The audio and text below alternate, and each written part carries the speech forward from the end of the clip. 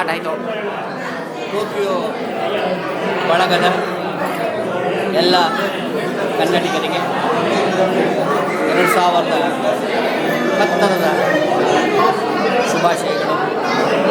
2009 ಕನ್ನಡ ಚಿತ್ರರಂಗಕ್ಕೆ ಅತಿ ಹೆಚ್ಚಿನ ನಷ್ಟವಾಗಿದೆ. ಆ ನಷ್ಟ ಮತ್ತೆ ಆ ಚಿತ್ರರಂಗಕ್ಕೆ ಬರದೇ ಇರಲಿ.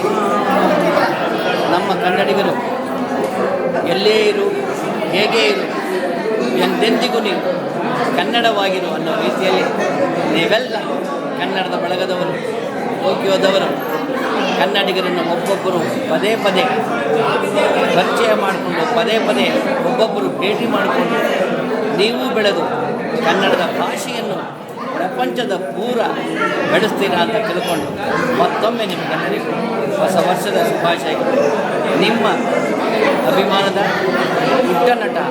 ಪುಟಾಣಿ ನಟ, ಕುಳ್ಳ ನಟ ವಾರಕೀಶ್ ಗುರು, ಕರ್ನಾಟಕ ಕುಳ್ಳನ ಸಾಷ್ಟಾಂಗ ನಮಸ್ಕಾರ.